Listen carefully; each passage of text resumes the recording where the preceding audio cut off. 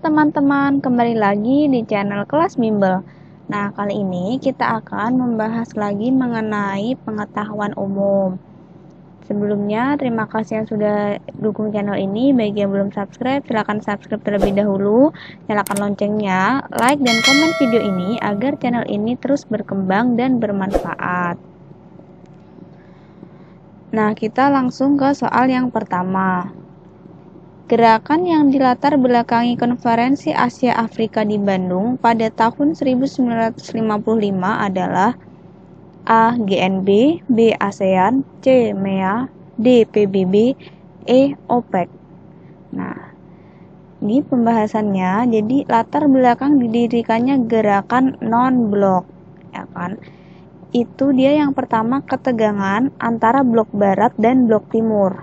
Jadi blok barat ini Amerika dan blok timur ini Uni Soviet. Jadi mereka tegang atau perang dingin. Nah, karena ada negara yang tidak ingin ikut antara blok barat dan blok timur, maka dia terbentuklah gerakan non-blok. Selain itu, latar belakang lainnya adalah adanya krisis Kuba dan ada konferensi Asia Afrika di Bandung pada tahun 1955. Jadi, gerakan yang dilatar belakangi konferensi Asia Afrika di Bandung pada tahun 1955, jawabannya adalah yang A, gerakan non-blok.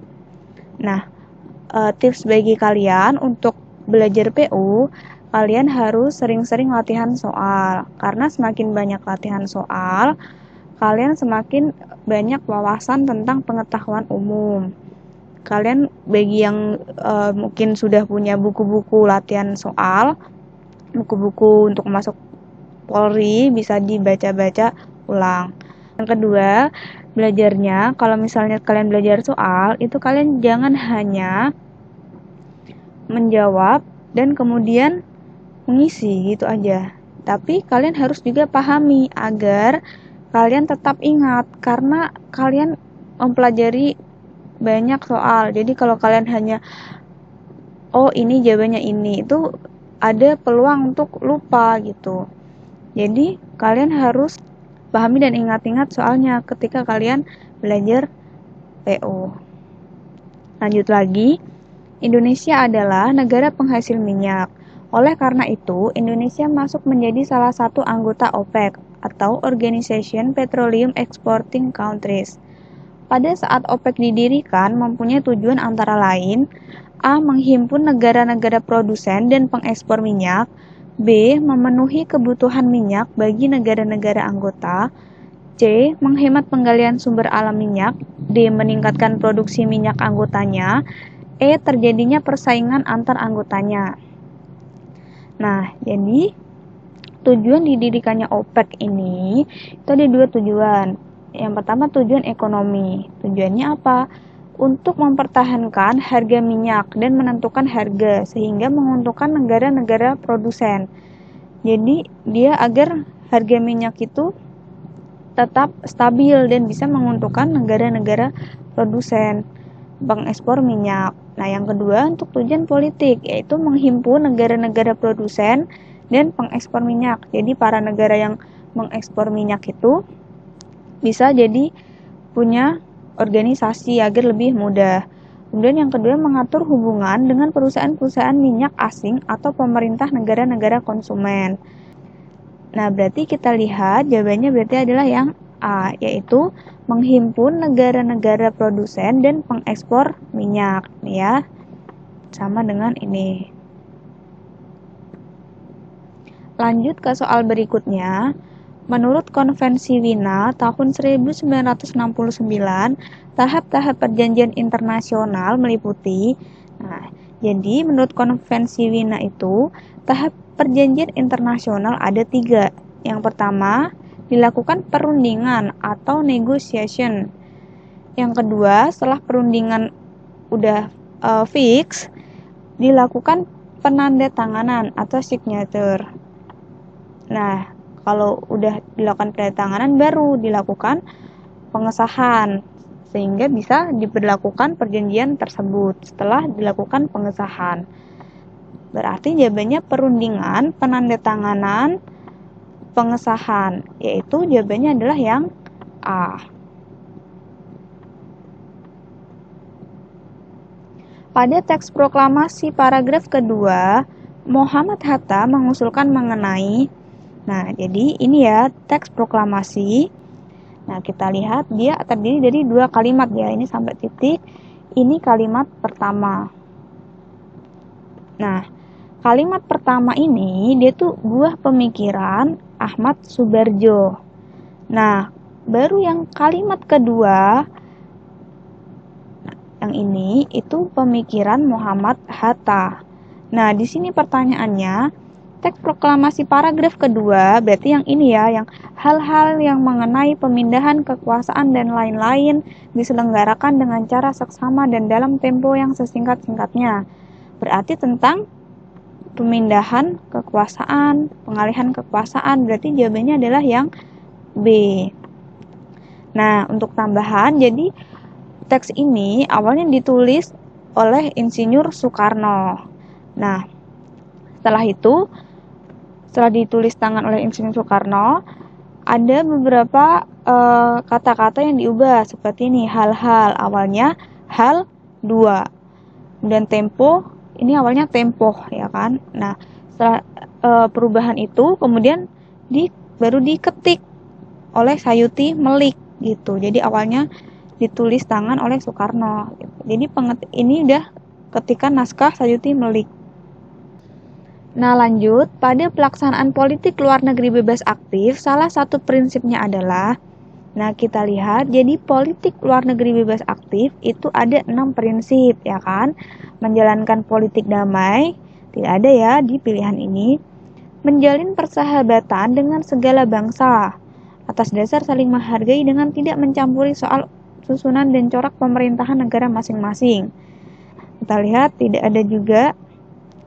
Kemudian yang ketiga, memperkuat sendi-sendi hukum internasional. Tidak ada ya. Yang keempat, mempermudah jalannya pertukaran pembayaran internasional. Yang kelima, membantu pelaksanaan keadilan sosial internasional. Ini ya yang B ya, membantu pelaksanaan keadilan sosial internasional. Ini sama dengan yang poin yang kelima. Nah, jadi jawabannya adalah yang B. Politik luar negeri bebas aktif itu salah satu prinsipnya membantu pelaksanaan keadilan sosial internasional. Lanjut, perjanjian bilateral dan multilateral memiliki beberapa perbedaan. Salah satunya adalah, nah, kalau seperti ini pasti kalian sudah sering mengetahui. Kalau dia B, ini kan dia B. B berarti 2. Berarti bilateral itu 2 negara. Multi berarti banyak ya kan, lebih dari 2. Berarti perbedaannya salah satunya adalah jumlah pesertanya. Kalau bilateral itu 2 negara, kalau multilateral lebih dari 2. Lanjut, untuk menumpas pemberontakan DI atau TII di Jawa Tengah digunakan operasi militer. Nah, DI ini dia singkatan Darul Islamiyah, ya kan? Kita lihat pembahasannya. Jadi, ada beberapa operasi militer untuk memberontakkan DI atau TII ini di berbagai daerah. Karena DI atau TII ini dia terjadi pemberontakannya itu tidak di satu tempat aja, tapi di beberapa tempat di Indonesia. Nah, sehingga ada beberapa operasi militer yang digunakan. Nih, contohnya pagar betis itu untuk menumpas DI atau TII di Jawa Barat. Nah, kalau Musyawarah Kerukunan Rakyat Aceh itu juga dibentuk untuk memberantas DI TII di Aceh. Nah, kalau CTN ini yang C itu untuk memberantas DI TII di Sulawesi Selatan, tepatnya di Makassar. Ya kan? Nah, yang D, Operasi Merdeka Timur ini untuk menumpas di DI TII di Jawa Tengah, ya kan? Di Jawa Tengah. Nah, pertanyaan ini yang ditanyakan adalah menumpas pemberontakan DI atau TII di Jawa Tengah. Berarti jawabannya adalah yang D, Operasi Merdeka Timur. Nah, sedangkan kalau Komando Mandala ini dia operasi untuk merebut kembali Irian Barat. Jadi agar Irian Barat itu bergabung kembali dengan Indonesia. Langkah-langkah yang dilakukan De Angeles untuk mempertahankan Jawa dari serangan Inggris adalah dengan berbagai upaya, kecuali, nah kita lihat, jadi ada beberapa upaya.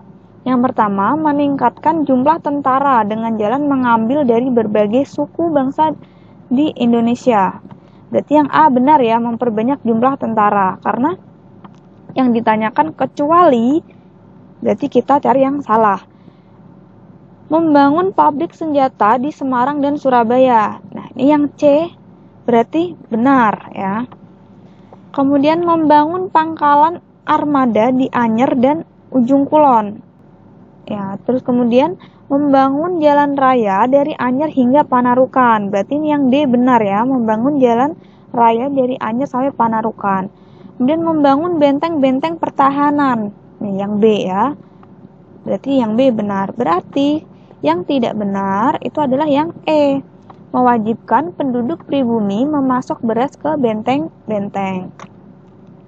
Lanjut. Kepres nomor 70 tahun 2001 menunjukkan pihak tertentu sebagai penyelenggara pemilu. Pihak yang dimaksud adalah, nah ini Perpres nomor 70 tahun 2001, jadi membentuk KPU pasal 1. KPU sebagaimana dimaksud ayat 1 adalah badan penyelenggara pemilihan umum yang independen dan non-partisan, berkedudukan di ibu kota negara. Berarti pihak yang dimaksud adalah KPU.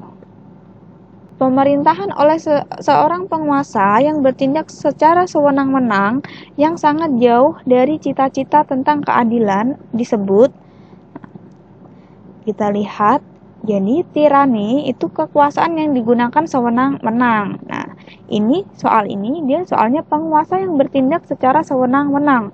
Berarti jawabannya adalah yang A, tirani, ya kan? Nah, kalau yang lainnya oligarki itu bentuk pemerintahan yang kekuasaan politiknya secara efektif dipegang oleh kelompok elit kecil dari masyarakat, baik dibedakan menurut kekayaan, keluarga, atau militer. Kalau monarki itu pemerintahan yang kekuasaan dipegang raja atau kaisar. Nah, kalau aristokrasi itu bentuk pemerintahan di mana kekuasaan berada di tangan kelompok kecil yang mendapat keistimewaan atau kelas yang berkuasa. Nah, jadi kalau oligarki ini dia dipimpin oleh beberapa kelompok. Biasanya kelompok itu dia nggak keturunan darah biru atau keturunan kerajaan. Dia biasanya dari orang yang emang punya integritas tinggi atau mempunyai riwayat pendidikan yang baik, itu biasanya dia dapat menjadi pemimpin. Itu kalau oligarki. Kalau monarki itu dia dipimpin raja. Nah, aristokrasi ini dia hampir sama dengan monarki, dipimpin oleh keturunan raja, tapi dia oleh beberapa kelompok, nggak cuma satu keturunan aja, nggak cuma satu raja aja gitu, tapi dia di tangan beberapa kelompok kecil. Lanjut, ASEAN merupakan organisasi kerjasama negara-negara Asia Tenggara yang bersifat non-politik dan non-militer yang didirikan di Bangkok pada tanggal 8 Agustus 1967 oleh 5 negara, yaitu, nah, jadi ASEAN pasti kalian sudah tahu didirikan oleh 5 negara yang awalnya pemerakasa berdirinya itu, yaitu ada Indonesia yang diwakili oleh Adam Malik, Malaysia oleh Tun Abdul Razak, Filipina oleh Narcisco Ramos, Singapura oleh S. Rajaratnam, dan Thailand oleh Tanat Koman. Berarti Indonesia, kan Indonesia bener ya, A dan E ada semua. Malaysia ya, Malaysia, Filipina, Singapura, dan Thailand. Berarti jawabannya adalah yang A. Lanjut, sekretariat ASEAN berada di, nah jadi sekretariat ASEAN itu ada di Jalan Sisingamangaraja nomor 70A di Jakarta Selatan. Berarti jawabannya adalah yang A, di Jakarta. Lanjut, Megamendung merupakan salah satu corak batik yang berasal dari daerah. Nih, jadi Megamendung itu dia corak batik yang berasal dari Cirebon. Ya. Kalau Pekalongan itu contohnya ada motif Jelamprang. Kalau Yogyakarta ada motif Parangkusumo, Pamiluto, Sindur, Sidomukti. Nah, kalau dari Bali ya contohnya ada motif Sekar Jagad Bali. Kalau dari Palembang contohnya ada motif Lasem. Nah, kalau yang Megamendung itu dari Cirebon, bahkan dia sampai masuk dalam warisan dunia. Lanjut, Danau Toba merupakan danau terbesar di Indonesia yang terbentuk akibat letusan gunung berapi purba. Danau tersebut terletak di provinsi, Danau Toba berarti terletak di Sumatera Utara. Lanjut, Indonesia merupakan wilayah dengan deretan gunung aktif yang tersebar di seluruh wilayah Indonesia. Walaupun merupakan daerah tropis, Indonesia memiliki puncak gunung yang diselimuti salju abadi, yaitu puncak gunung. Jadi puncak gunung tertinggi itu adalah Puncak Jaya atau sering dikenal Cartens Pyramid. Ya, berarti ini jawabannya adalah yang E. Nah, jadi dia puncak tertinggi ini dia merupakan barisan pegunungan Sudirman di Kabupaten Puncak Jaya, Papua. Dia memiliki ketinggian 4.884 mdpl atau meter di atas permukaan laut. Nah, selain itu, Gunung Puncak Jaya ini juga menjadi gunung tertinggi di Indonesia dan menjadi kawasan situs warisan dunia dari UNESCO. Lanjut, Indonesia dilewati garis khatulistiwa, tepatnya di kota. Nah, jadi yang dilewati garis khatulistiwa itu di kota Pontianak. Jawabannya adalah yang C. Nah, kita bahas sedikit tentang kepolisian ya. Polda memiliki 3 tipe, yaitu tipe A, strip K, tipe A, dan tipe B. Untuk Polda tipe A, strip K, dan tipe A dipimpin oleh seorang perwira tinggi berpangkat. Nah, jadi Polda itu ada 3 ya tadi. Ada yang pertama tipe A sampai K atau A strip K, yang kedua tipe A, dan yang ketiga tipe B. Nah, kalau tipe A, strip K dan tipe A itu dipimpin oleh Inspektur Jenderal Polisi atau Irjen. Sedangkan kalau tipe B itu dipimpin oleh Brigadir Jenderal Polisi atau Brigjen. Gitu. Ya. Berarti jawaban soal ini untuk Polda tipe A strip K dan tipe A dipimpin oleh jawabannya yang ini ya, berarti Inspektur Jenderal Polisi atau Irjen. Berarti jawabannya adalah yang B.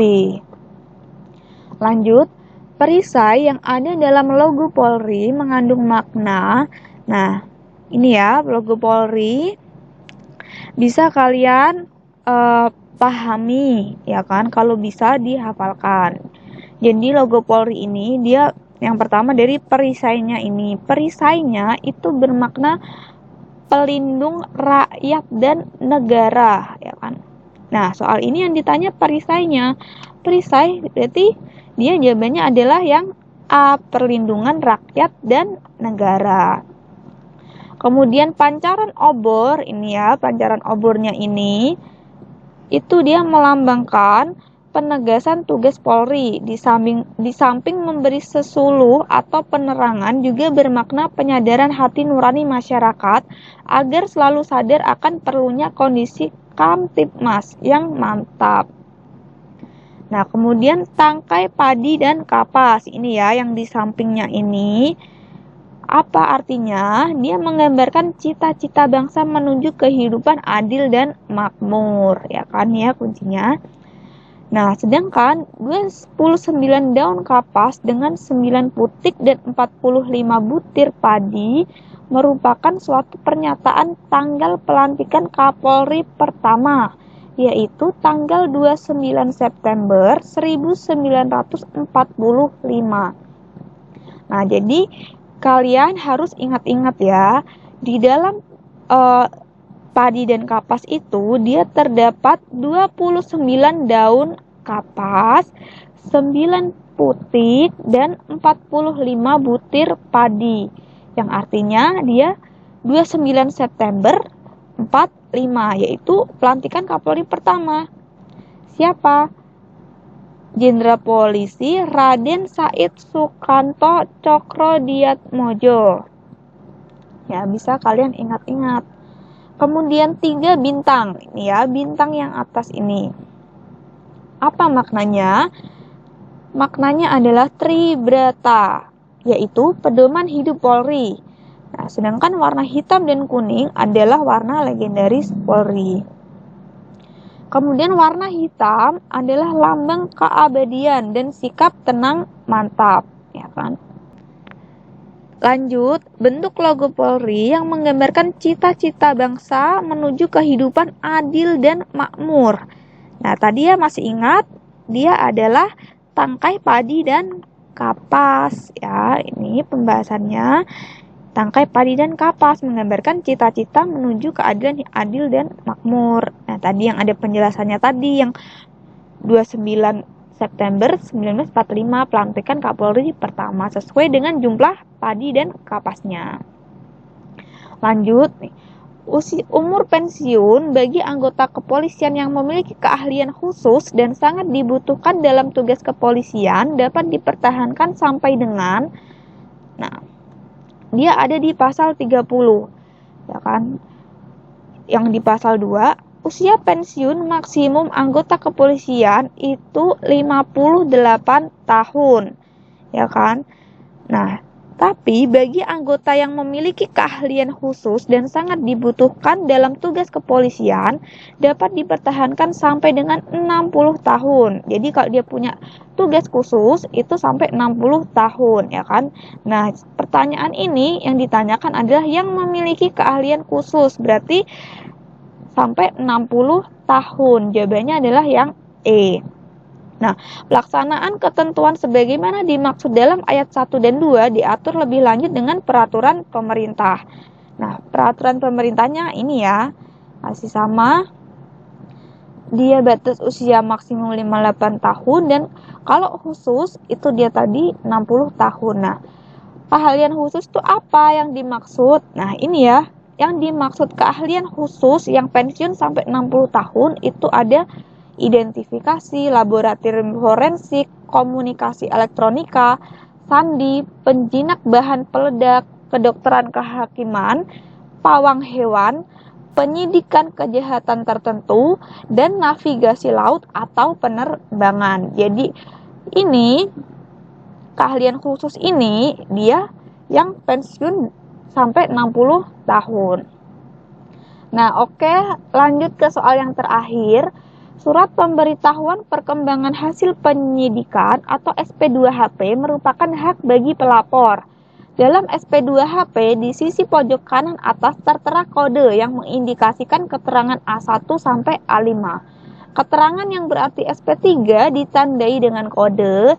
Nah, jadi ada kalau SP2HP itu ada kode A1 sampai A5 ini ya.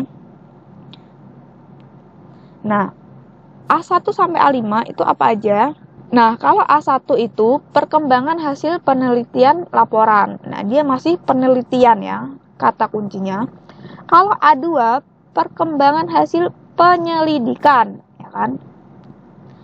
Nah, tapi kalau A2 itu belum dapat ditindaklanjuti, ya. Nah, bedanya kalau A3 dia juga sama hasil penyelidikan tapi dia akan dilakukan penyidikan gitu. Kalau A2 itu belum dapat ke penyidikan, kalau A3 dia akan dilanjutkan penyidikan. Nah, kalau A4 itu udah hasil dari penyidikan. Sedangkan A5 baru SP3. Surat perintah pemberhentian penyelidikan. Berarti karena soal ini yang ditanyakan adalah SP3, berarti jawabannya adalah yang EA5. Nah, bagi kalian yang bingung soal PU itu soalnya apa aja, jadi kalau soal PU itu dia bisa muncul soal apa aja, ya kan, namanya pengetahuan umum. Jadi dia bisa muncul tentang PPKN, bahkan geografi juga pernah keluar gitu. Jadi tentang sesuatu hal yang emang sifatnya umum apa saja. Nah, karena tahun ini wawasan kebangsaan itu dia dipisah menjadi satu subbagian, jadi mungkin tentang yang sudah dikelompokkan khusus seperti Pancasila, seperti Bhinneka Tunggal Ika, Undang-Undang Dasar, itu dia masuk ke yang tes wawasan kebangsaan. Jadi PU ini mungkin bisa lebih ke yang umum dan tentang undang-undang kepolisian juga di dalamnya. Nah, sekian pembahasan video kali ini. Bagi yang belum jelas bisa komen di bawah ini ya. Semangat belajarnya, semoga kalian semua lulus menjadi anggota Polri. Amin.